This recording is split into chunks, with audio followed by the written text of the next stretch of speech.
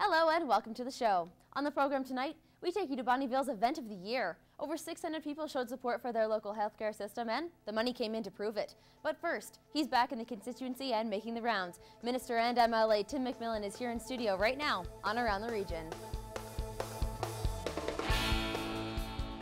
Later in the show, this wordsmith has found his calling. With over 11,000 wins, Lashburn's mayor is taking the online Scrabble community by storm. Welcome to the show. Here in studio with me now is MLA and Minister Tim McMillan. Thank you so much for joining us today, Tim. Well, thank you for the invite. So it's been a great year for Saskatchewan. Record amount of births in Saskatchewan last year, the most we've seen in almost a decade, I believe. What does that mean in terms of government levels here for Saskatchewan?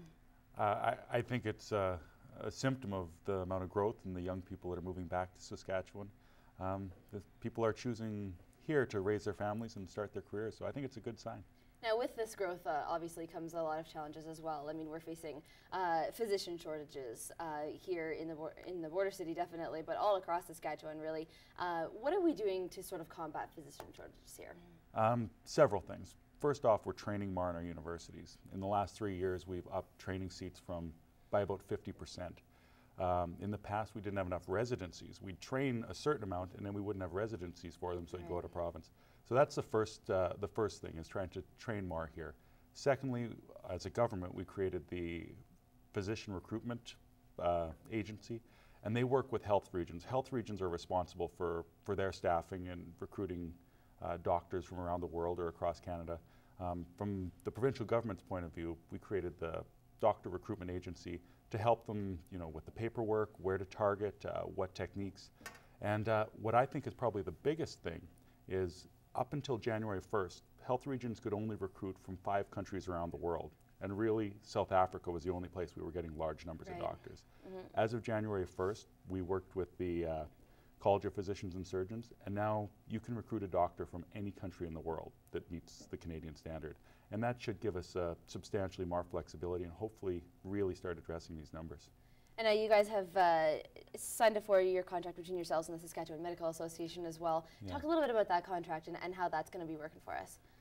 Yeah, and I think that's very positive. I heard yesterday that it was just ratified by a very large number of doctors. And it gives them certainly a bump in salary. We have to be competitive with other provinces. I think right now, us and Alberta are the 2 provinces with the highest paid physicians.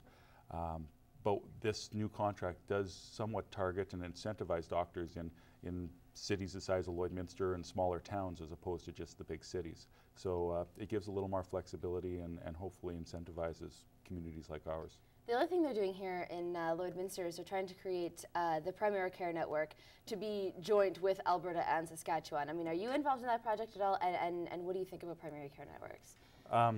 I guess from Alberta, they have a centralized health system. That everything's run by the provincial government. In Saskatchewan, we have health regions. So our health region is doing that.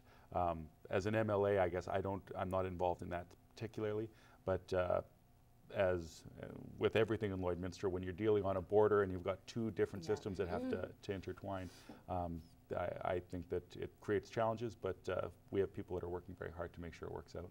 Let's switch gears a little bit here and talk about affordable housing. With growth comes, you got to put these people in houses, and you guys have just announced the development of a housing strategy. Talk a little bit about that.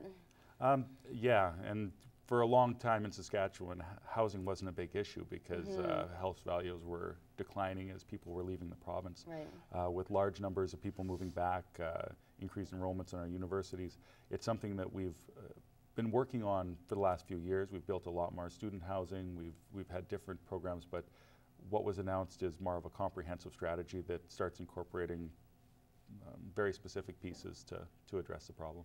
And now it's called affordable housing. Is affordable housing low-income housing, and what's sort of the difference there?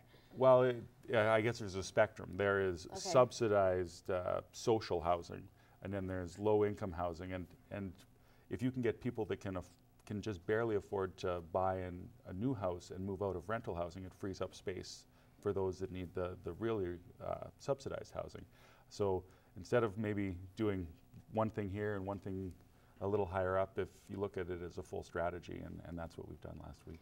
I mean, affordable housing is going to be a big sort of election topic here, I think, too, right? I mean, the NDP has already sort of teeing up their strategies against that. How are you guys combating that? With results. In the last few years, we have a record we can certainly stand on what we've done and the capacity we built in the system compared to what they did when they were in power. So I think the coming election will be very much about what we've done in the last 4 years and what they say they would do, and compared back to their record of the past 16. We're going to talk more about this election just after this break.